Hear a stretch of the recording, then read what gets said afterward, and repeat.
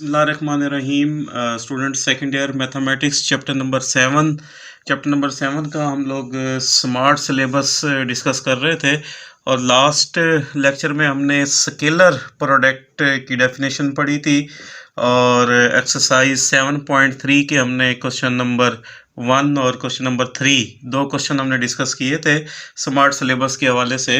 तो next exercise 7.3 को ही आज हम कंटिन्यू करेंगे। तो आज हम इसका क्वेश्चन नंबर 5 स्मार्ट सिलेबस का डिस्कस करेंगे। तो देखें क्वेश्चन नंबर 5 एक इम्पोर्टेंट क्वेश्चन है शॉर्ट क्वेश्चन के हवाले से। तो देखते हैं क्वेश्चन नंबर 5 में क्या कह रहा है। क्वेश्चन नंबर 5 में स्टूडेंट्स गिवन है कि if v is a vector, v हमारे पास एक कोई सा वेक्टर है फॉर विच वो वेक्टर ऐसा है v dot i is equal to 0, जिसमें v डॉट अगर i लिया जाए वो 0 आ जाता है, v डॉट j ये भी 0 के इक्वल है और v डॉट k ये भी हमारा 0 के इक्वल है। तो ये हमें कुछ गिवन इन्फॉर्मेशन है v से मुतल्लिक, यानी कि v का डॉट प्रोडक्ट i के साथ, v का डॉट प्रोडक्ट j के साथ, v का डॉट प्रोडक्ट k के साथ ये 0 के इक्वल होता है। तो फिर हमने वो वेक्टर v फाइंड आउट करना है, यानी कि जो वेक्टर v हमने फाइंड आउट करना है, इसको फाइंड आउट करने के लिए हमारे पास उसने 3 ऑप्शन दी हुई हैं। इन 3 ऑप्शन को हम यूज़ करते हुए वेक्टर v फाइंड आउट करेंगे। तो सबसे पहले तो स्टूडेंट्स हम इस तरह करेंगे कि लेट जो वेक्टर v हमने फाइंड आउट करना है, तो सबसे पहले तो हम लेट कर लेते हैं कि जो v है ये हमारा कोई इक्वल है एक्स आई प्लस वाई जे प्लस जी के। ये वेक्टर v जो है ना, ये हम इस तरीके से कोई लेट कर लेते हैं और ये हमने फाइंड आउट करना है।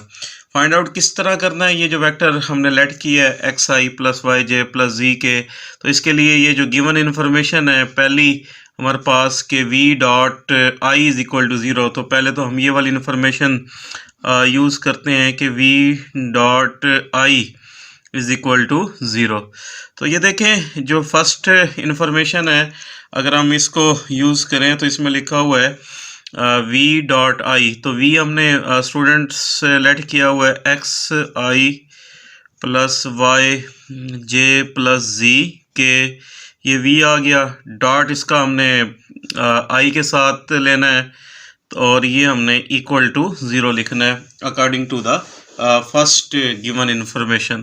तो अब इन दोनों वेक्टर्स का हम डॉट प्रोडक्ट ले लेते हैं। तो डॉट प्रोडक्ट के लिए यहाँ से जो फर्स्ट कंपोनेंट है वो हमारा x है और यहाँ से i का फर्स्ट कंपोनेंट ये हमारा 1 के इक्वल है, प्लस यहाँ से जो j कंपोनेंट है स्टूडेंट ये y के इक्वल है और जो सेकंड वेक्टर है इसका j कंपोनेंट नहीं है तो वो हमारे पास 0 आ जाएगा, प्लस फर्स्ट वेक्टर का जो k कंपोनेंट है ये z के इक्वल है और यहाँ से इसका k कंपोनेंट नहीं है तो वो हम 0 लेट कर लेंगे इक्वल टू 0। तो यहाँ पे जो फर्स्ट है हमारे पास x इंटू 1, तो ये हमारा x आ जाएगा और ये 0 हो जाएगा सेकंड वाला, और ये भी z इंटू 0, तो ये भी हमारा 0 हो जाएगा इज इक्वल टू 0। तो यहाँ से हमारे पास आ जाएगा x इज इक्वल टू 0, यानी कि जो वेक्टर हमने लेट किया है एक्स आई प्लस वाई जे प्लस जी के जो हमने फाइंड आउट करना है, तो फर्स्ट इन्फॉर्मेशन को यूज़ करने से हमारे पास उसका फर्स्ट कंपोनेंट आ जाता है x इज इक्वल टू 0। अब सेकंड इन्फॉर्मेशन इसी तरीके से यूज़ करते हैं। सेकंड इन्फॉर्मेशन हमें गिवन है कि v जो वेक्टर है उसका डॉट प्रोडक्ट j के साथ ये भी 0 के इक्वल है। तो अब हम इस इन्फॉर्मेशन को यूज़ करते हैं v डॉट j। तो v हमने लेट किया हुआ है एक्स आई प्लस वाई जे प्लस जी के और डॉट प्रोडक्ट हमने इसका j के साथ इक्वल टू 0 ये हमने लेना है। तो अब इसका डॉट प्रोडक्ट लेते हैं हम। तो डॉट प्रोडक्ट के लिए यहाँ से जो फर्स्ट वेक्टर का i कंपोनेंट है ये x के इक्वल है, सेकंड वेक्टर का i कंपोनेंट नहीं है ये 0 आ जाएगा, प्लस फर्स्ट वेक्टर का j कंपोनेंट y है और सेकंड वेक्टर का j कंपोनेंट हमारा 1 है, प्लस फर्स्ट वेक्टर का k कंपोनेंट हमारा z है और यहाँ से इसका k कंपोनेंट नहीं है तो ये हमारे पास 0 आ जाएगा इक्वल टू 0। तो नेक्स्ट स्टूडेंट्स हम इसकी थोड़ी कैलकुलेशन कर लेते हैं। तो कैलकुलेशन हम इस तरीके से करेंगे, फर्स्ट हमारा x इंटू 0 तो ये 0 हो जाएगा, प्लस y इंटू 1 तो ये हमारा y आ जाएगा, प्लस z इंटू 0 तो ये हमारा 0 इज इक्वल टू 0। तो यहाँ से हमारे पास y इज इक्वल टू 0, यानी कि इस वेक्टर का जो सेकंड कंपोनेंट है ये हमारे पास आ गया सेकंड इन्फॉर्मेशन यूज़ करने से। नेक्स्ट इसी तरीके से गिवन इन्फॉर्मेशन जो तीसरी हमें दी हुई है, v dot k is equal to 0, तो इसको अब हम यूज़ करते हैं यहाँ पे v dot k is equal to 0। तो इसको भी उसी तरीके से डिस्कस करते हैं। सबसे पहले हमारे पास v है, तो v हमने लेट किया हुआ है एक्स आई प्लस वाई जे प्लस जी के और डॉट उसका प्रोडक्ट k के साथ इक्वल टू 0। तो यहाँ से हम इसका दोनों का डॉट प्रोडक्ट ले लेते हैं। इसका जो फर्स्ट कंपोनेंट है यहाँ से x है और इसका फर्स्ट कंपोनेंट नहीं है, वो 0 आ जाएगा, प्लस फर्स्ट वेक्टर का जो सेकंड कंपोनेंट है ये y है, यहाँ पे उसका j कंपोनेंट नहीं है तो ये 0 आ जाएगा, और प्लस फर्स्ट वेक्टर का k कंपोनेंट z है और यहाँ से सेकंड का k कंपोनेंट 1 के इक्वल है, इज इक्वल टू 0। तो यहाँ से हमारे पास डेफिनेटली 0 इंटू एक्स तो ये भी 0 हो जाएगा, और ये 0 इंटू वाई ये 0, और z इंटू 1 तो ये हमारे पास z इज इक्वल टू 0। तो यहाँ से हमारे पास z इज इक्वल टू 0 आ जाएगा, यानी कि जो वेक्टर हमने v स्टार्ट में हमने लेट किया था, v हमने स्टूडेंट्स लेट किया था एक्स आई प्लस वाई जे प्लस जी के, तो ये देखें अगर इस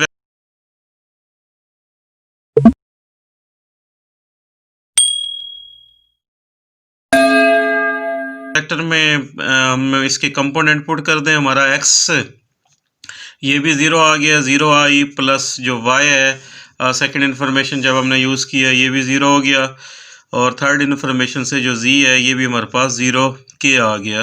तो ये हमारे पास एक वेक्टर जो उसने हमसे रिक्वायर्ड था ये हमने निकाल लिया, और ये जो वेक्टर हमारे पास आया ये एक नल वेक्टर है। नल वेक्टर एक ऐसा वेक्टर होता है जिसके तीनों कंपोनेंट जो है ना वो 0 के इक्वल होते हैं। तो ये जो वेक्टर है इसके तीनों कंपोनेंट 0 आ गए, तो इसका मतलब है ये हमारा नल वेक्टर।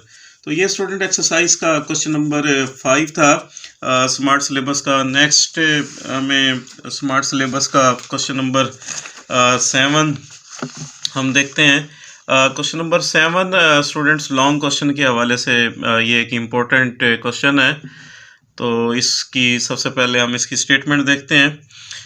देखिएगा क्वेश्चन नंबर 7 में क्या कह रहा है। क्वेश्चन नंबर 7 में एक हमें थ्योरम दिया हुआ है, show that mid point of hypotenuse of a right triangle is equal distance from its vertices. Student ये एक राइट ट्राइंगल का हमें थ्योरम दिया हुआ है कि राइट ट्राइंगल के हाइपोटेनस का जो मिड होता है वो वर्टिसेस से एक जैसे डिस्टेंस पर होता है। तो इसको एक थ्योरम को डायग्राम की मदद से हम अंडरस्टैंड करते हैं। फ़र्ज़ किया स्टूडेंट्स ये हमारे पास एक राइट ट्राइंगल है, ये हमारे पास एक राइट ट्राइंगल हम ले लेते हैं ए ओ बी। तो यहाँ पे 90 का एंगल बन रहा है, 90 के सामने वाली जो साइड होती है ये हमारा हाइपोटेनस है। ये हमारा स्टूडेंट्स हाइपोटेनस है। अगर हम हाइपोटेनस का मिड ले लें, लेट्स सपोज कि हाइपोटेनस का जो मिड है ये ए बी हमारा हाइपोटेनस है, उसका मिड हम सी से डिनोट कर लेते हैं। तो थ्योरम ये कहता है कि हाइपोटेनस राइट ट्राइंगल का जो हाइपोटेनस का मिड होता है, अगर हम इसका डिस्टेंस लें यानी कि वर्टिसेस से, जैसे ये वर्टिसेस का ए है यहाँ से इसका डिस्टेंस लें, या ये दूसरा वर्टिसेस का ओ है यहाँ से डिस्टेंस लें, और ये तीसरा वर्टिक्स बी है यहाँ से इसका डिस्टेंस लें, तो हर जगह से इसका जो डिस्टेंस है ये सेम आता है। This is the property of the right triangle. तो ये राइट ट्राइंगल की प्रॉपर्टी है जिसको हम वेक्टर की मदद से हम प्रूव करेंगे कि एक राइट ट्राइंगल के अंदर जो हाइपोटेनस का मिड होता है वो इसके वर्टिसेस से एक जैसे डिस्टेंस पर होता है। तो देखते हैं इसका प्रूफ हम करेंगे।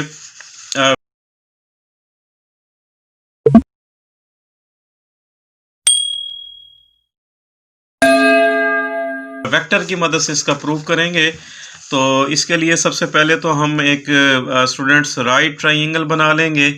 तो जैसे ये देखिएगा, ये हमारा एक्स वाई प्लेन है, तो यहाँ से ये ओरिजिन है और ये एक हमने ए ले लिया और ये हमारे पास बी है, और ये हम इस तरीके से एक राइट ट्राइंगल सबसे पहले जो है ना वो हम कंसीडर कर लेते हैं एक्स वाई प्लेन के अंदर। तो इसको एक दफ़ा दोबारा देख लें। जैसे ये देखिएगा कि ये हमारे पास एक्स वाई प्लेन है, तो यहाँ पे हमारा ये वाई है और ये हमारा एक्स है और ये ओरिजिन है। तो इस एक्स वाई प्लेन के अंदर हम इस तरीके से एक राइट ट्राइंगल बना लेते हैं। ये जो वर्टिसेस है एक्स एक्सिस पर है, इसका नाम हम ए रख लेते हैं, और ये वर्टिसेस जो है ना वाई एक्सिस पर है, तो इसका नाम हम बी रख लेते हैं। जहाँ पे राइट एंगल बन रहा है उसको हम एट ओरिजिन पर रख लेते हैं। तो इस तरीके से स्टेटमेंट के मुताबिक एक हम राइट ट्राइंगल हमने कंसीडर कर ली।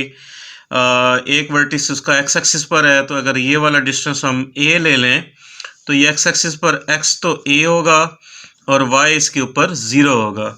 और ये बी पॉइंट ले लेते हैं वाई एक्सिस पर, अगर ये वाला डिस्टेंस हम बी ले लेते हैं तो ये जो पॉइंट बी है ये वाई एक्सिस पर लाई करता है। इसमें डेफिनेटली एक्स 0 होगा और वाई जो है वो ये हमारा बी के इक्वल है। और ये जो 90 का एंगल है इसके सामने ये वाला हमारा हाइपोटेनस है।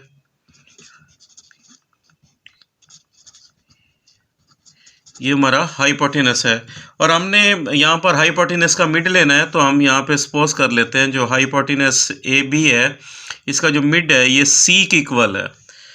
तो अगर ये जो सी है ये ए और बी के मिड में आता है, तो यहाँ पे हम मिड पॉइंट फार्मूला लगा लेते हैं।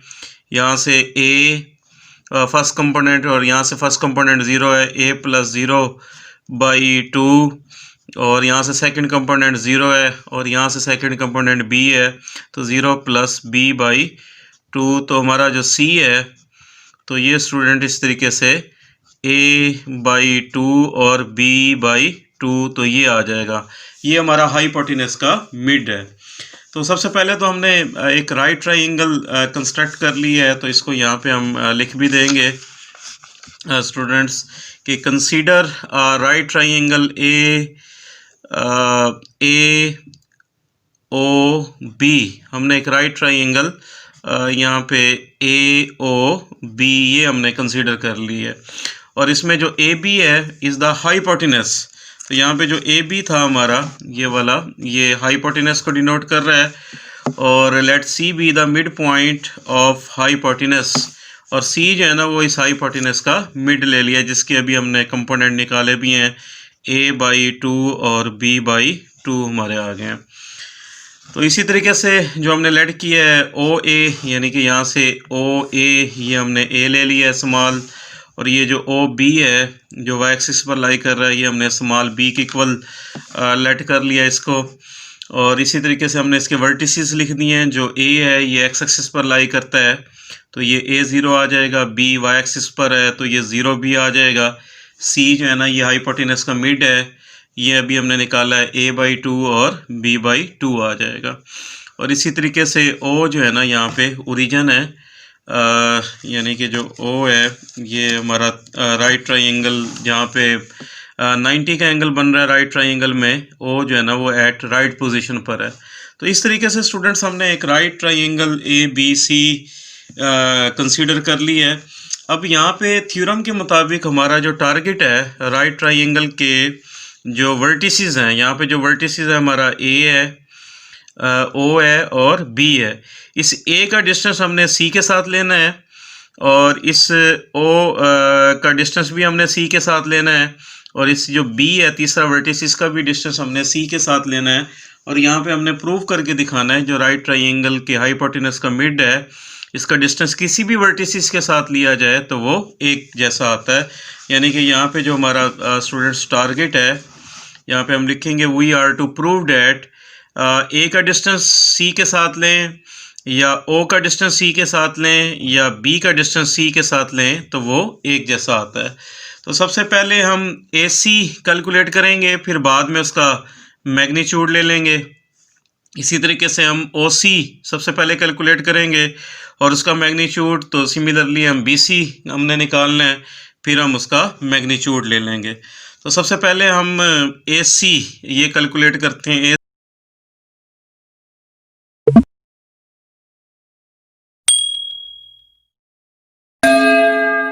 सी वेक्टर के अंदर हमने पहले भी डिस्कस किया था, ए सी का मतलब होगा सी माइनस ए, और जो सी है वो हमने निकाला है A by two comma B by two, और माइनस जो ए है हमारे पास स्टूडेंट्स, ए हमने ऊपर सपोज किया है ए एंड ज़ीरो।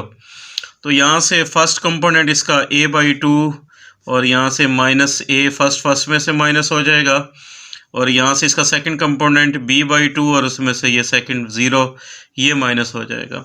तो a बाई टू में से जब हम a निकालेंगे तो एलसीएम लेने के बाद students a by two minus A, ये माइनस a बाई टू आ जाएगा, और b by two minus zero, तो ये हमारे पास b बाई टू, यानी कि ये हमने AC निकाल लिया है।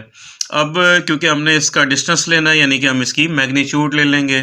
तो AC की मैग्नीट्यूड देखिएगा, अब हम AC की मैग्नीट्यूड के लिए AC का जो फर्स्ट कंपोनेंट है वो माइनस ए बाई टू है, इसका स्केयर आ जाएगा, प्लस जो सेकंड कंपोनेंट है इसका b बाई टू, इसका स्केयर और अंडर रूट।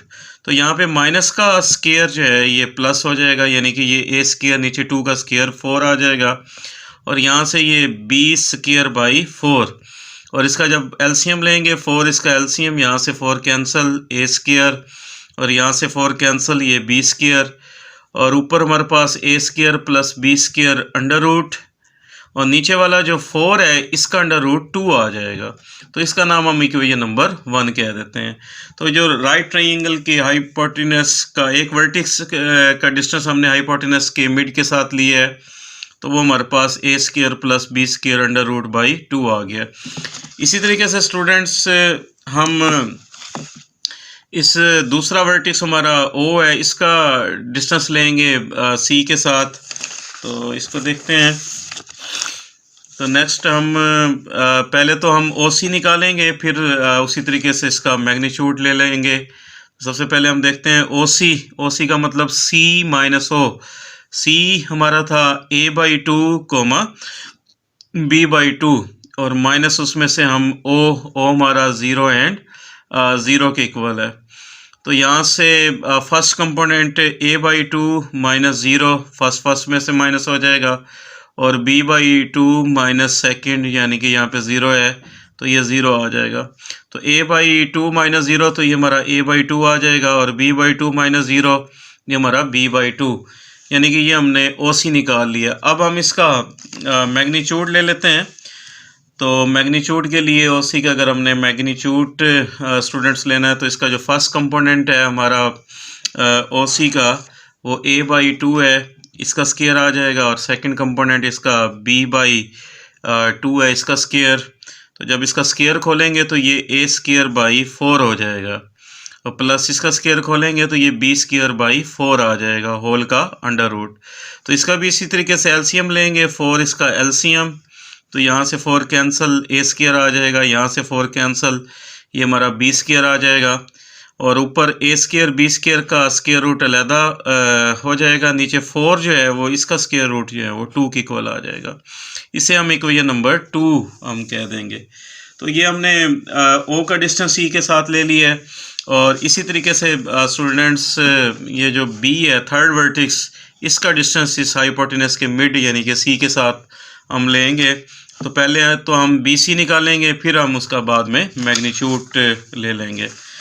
तो नेक्स्ट उसी तरीके से स्टूडेंट BC यानी कि C माइनस B, तो C हमारा था a by two coma b by two, और उसमें से b हमारा था ज़ीरो एंड b, तो इनको माइनस करेंगे। तो यहाँ से जो फर्स्ट है a बाई टू, यहाँ से फर्स्ट जो है वो ज़ीरो, ये माइनस कर देंगे, सेकंड हमारा b/2 और यहाँ से सेकंड हमारा b है, तो इनको माइनस कर देंगे तो a/2 माइनस 0, तो ये a/2 आ जाएगा और b/2 माइनस b, तो जब इसका एलसीएम लेके इसको सॉल्व करेंगे तो ये हमारे पास माइनस b/2। तो ये स्टूडेंट हमारा BC आ गया। अब हम BC की मैग्नीट्यूड ले लेंगे। तो BC की मैग्नीट्यूड लेने के लिए जो BC है उसका जो फर्स्ट कंपोनेंट है ये a/2 है, इसका स्क्वायर आ जाएगा और प्लस सेकंड कंपोनेंट इसका माइनस b/2 है, इसका स्क्वायर और होल का अंडर रूट आ जाएगा। तो a/2 का स्क्वायर जब खोलेंगे तो ये a²/4 और माइनस b/2 का जब स्क्वायर खोलेंगे तो ये माइनस माइनस प्लस हो जाएगा b²/4, इसका भी 4 एलसीएम आ जाएगा, यहाँ से 4 कैंसल तो ये a², यहाँ से भी 4 कैंसल b², तो ऊपर जो a² प्लस b² है इसका स्क्वायर रूट अलहदा कर देंगे और नीचे जो 4 है इसका स्क्वायर रूट 2 आ जाएगा, तो इसका नाम इक्वेशन नंबर 3 कह देंगे। तो यहाँ पे वही स्टूडेंट्स नोट करेंगे कि अगर हमने हाइपोटेनस का जो मिड है उसका डिस्टेंस वर्टेक्स A से लिया है, O से लिया है एंड B से लिया है, तो देखें अगर हमने उसका डिस्टेंस A से लिया है तो वो भी a² प्लस b² होल का अंडर रूट डिवाइडेड बाई 2 आ गया है। उसका डिस्टेंस हमने O के साथ लिया है, वो भी हमारे पास a² plus b² under root by 2 आ गया है, और उसका डिस्टेंस हमने B के साथ लिया है, वो भी हमारे पास a² plus b² under root by 2, यानी कि हम कह सकते हैं कि बाई 1, 2 एंड 3 हाइपोटेनस का जो मिड है C उसका डिस्टेंस A के साथ, O के साथ और B के साथ ये हमारा सेम आ गया है। यही हमने इसके अंदर प्रूव करना था। ये एक राइट ट्रायंगल का स्टूडेंट्स मसला था जिसको हमने वेक्टर की मदद से प्रूव किया।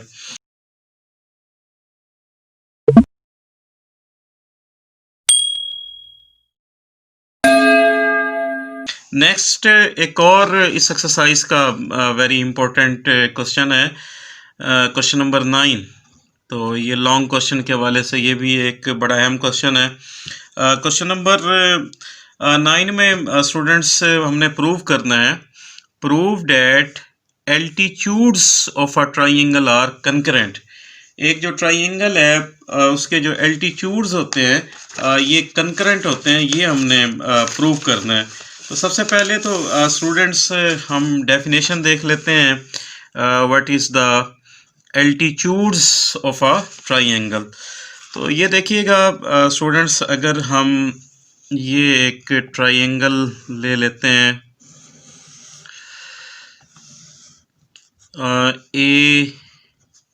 ABC, अगर ये हमारे पास एक ट्राइंगल है तो एल्टीट्यूड्स स्टूडेंट्स ऐसी लाइन जो एक वर्टिक्स से ड्रा की जाए और जो इसकी अपोजिट साइड है ट्राइंगल की, जैसे ये A है, इसकी अपोजिट साइड हमारी BC है, इसके ऊपर परपेंडिकुलर आ जाए। जैसे ये हमने लाइन ले लिया है एक AD, तो ये इसका एल्टीट्यूड कहलाता है इस ट्राइंगल का। दोबारा ज़रा देखिएगा, जैसे ये वर्टिक्स B है, यहाँ से अगर हम एक लाइन ड्रा करें और इसकी जो अपोजिट साइड है, सामने वाली साइड है, इसके ऊपर परपेंडिकुलर आ जाए, इसे अगर हम BE कह देते हैं, तो ये ट्राइंगल का एल्टीट्यूड बन जाता है। इसी तरीके से वर्टिक्स C से अगर हम एक लाइन ड्रा करें और जो इसकी सामने वाली साइड है AB, इसके ऊपर अगर ये 90 का एंगल बनाती है तो ये ट्राइंगल के एल्टीट्यूड्स कहलाते हैं। एक ट्राइंगल के अंदर 3 एल्टीट्यूड्स होते हैं और हमने ये प्रूव करना है कि ये तीनों जो एल्टीट्यूड्स हैं ये कंकरेंट हैं। कंकरेंट से मुराद ये एक ही पॉइंट पर तीनों जो है वो मिलते हैं, तो ये हमने प्रूव करना है।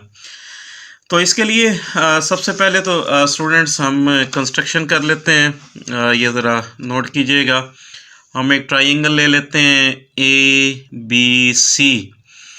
जो वर्टिक्स A है इसका पोजीशन वेक्टर हम स्मॉल a से डिनोट कर लेते हैं, और जो वर्टिक्स B है इसका पोजीशन वेक्टर स्मॉल b से डिनोट कर लेते हैं। जो वर्टिक्स C है इसका पोजीशन वेक्टर स्मॉल c से डिनोट कर लेते हैं।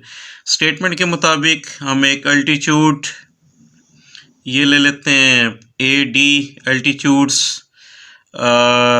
साइड BC के ऊपर आ रहा है।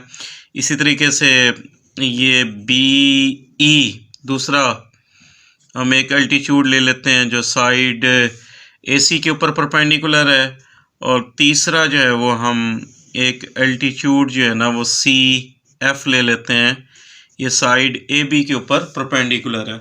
और हमने इस थ्योरम में प्रूव करना है ये तीनों जो एल्टीट्यूड हैं ये कंकरेंट हैं, यानी कि एक ही पॉइंट पर इकट्ठे होते हैं, और जिस पॉइंट पर इकट्ठे होते हैं उसका नाम हम O कह देते हैं। तो ये देखिएगा, ये भी एक ट्रायंगल का मसला है जिसको थ्योरम है जो हम वेक्टर की मदद से प्रूव करेंगे। इस थ्योरम के अंदर स्टूडेंट्स हम ये प्रूव करेंगे जो एल्टीट्यूड्स होते हैं वो कंकरेंट होते हैं, और इनको कंकरेंट प्रूव करने के लिए हम ये मेथड अडॉप्ट करेंगे कि हम इस तीन में से कोई से दो एल्टीट्यूड को डिस्कस करेंगे। यानी कि हम एक एल्टीट्यूड ले लेंगे, जैसे AD है, ये परपेंडिकुलर है BC के ऊपर, और एक हम ले लेंगे BE, ये परपेंडिकुलर है AC के ऊपर। यानी कि दो एल्टीट्यूड यहाँ पे हम डिस्कस करेंगे, दो में से हमने तीसरा जनरेट करेंगे, यानी कि जो तीसरा है वो CF है, वो परपेंडिकुलर है AB के ऊपर है। अगर हम दो एल्टीट्यूड को लेके चलेंगे, दो में से अगर हम तीसरा निकाल लेते हैं तो इसका मतलब ये होता है कि ये कंकरेंट है, यानी कि तीनों एक दूसरे से कनेक्ट हैं। तो ये वाला मेथड हम इसके ऊपर अडॉप्ट करेंगे, यानी कि तीन में से दो एल्टीट्यूड हम लेके चलेंगे और तीसरा उसमें से हम निकालेंगे। कैसे, तो ये ज़रा देखते हैं।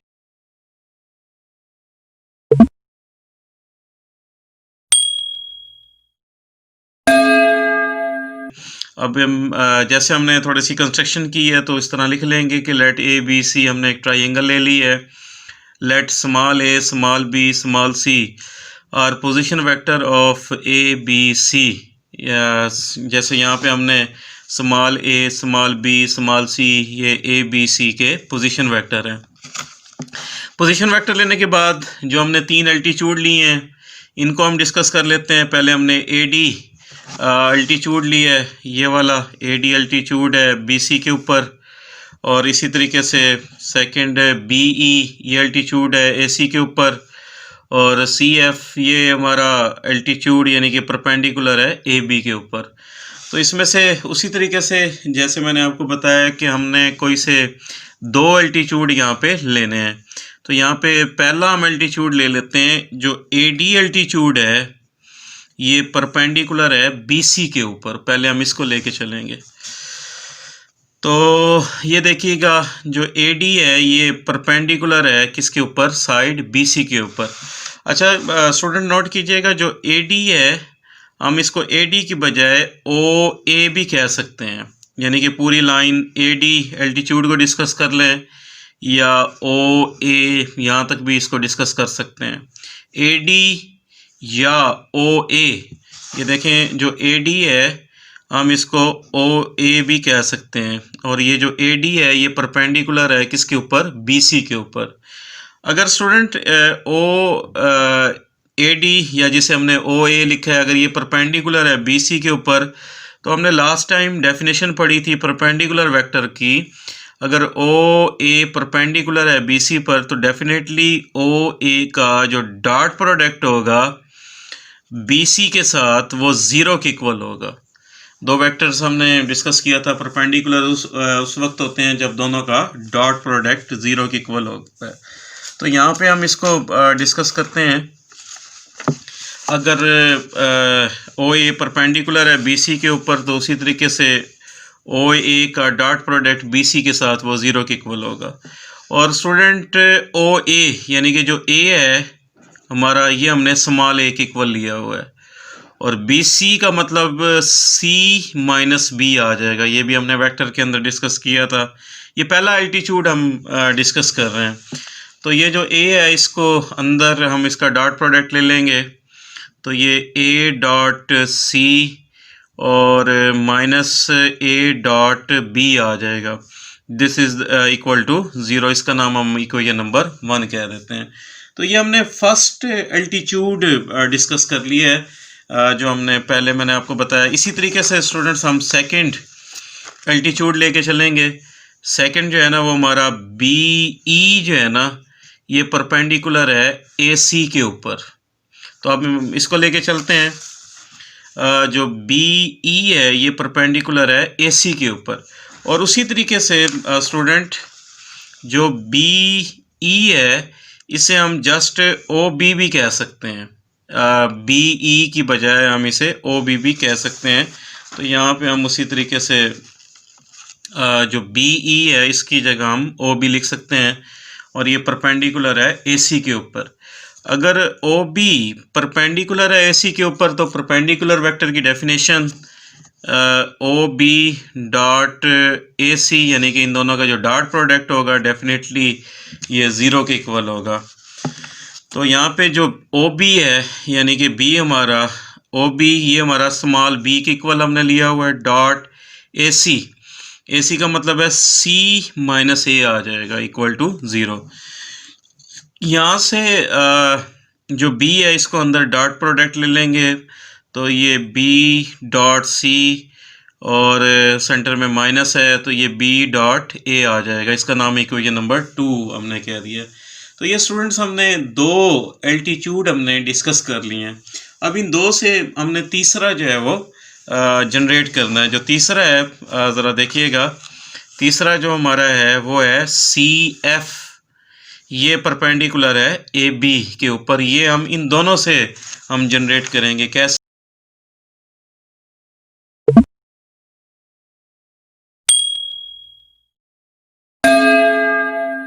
ये ज़रा देखिएगा।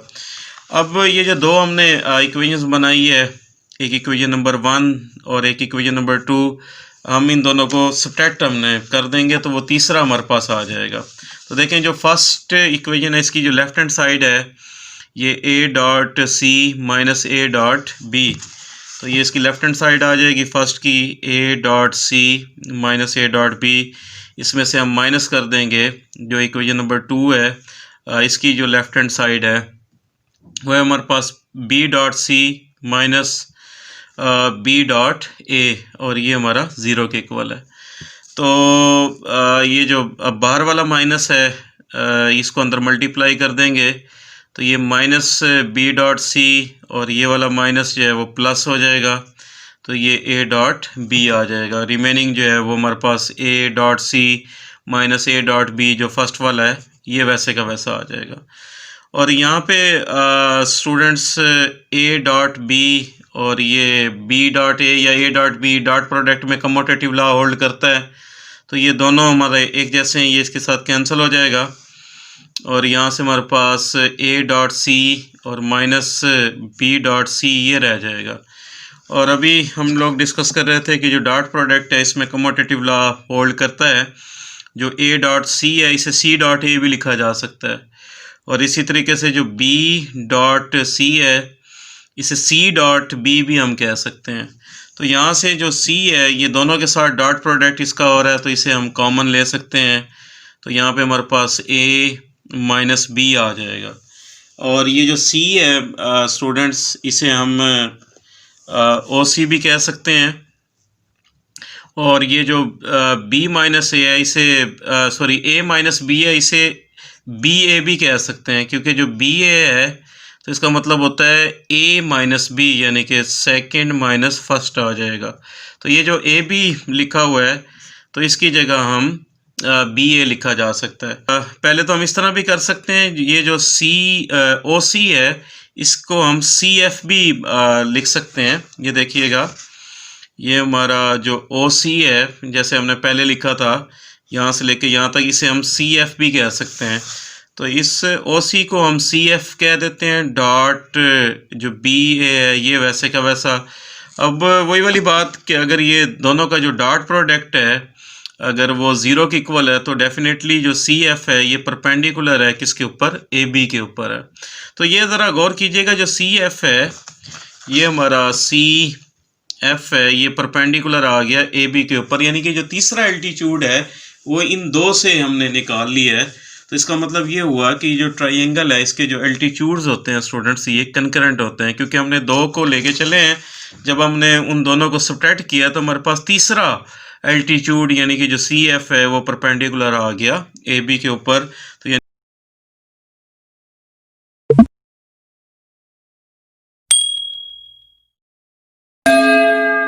यानी कि तीसरा उससे जनरेट हो रहा है। तो इसका मतलब ये हुआ जो ट्राइंगल है उसके जो एल्टीट्यूड्स होते हैं ये कनकरेंट होते हैं।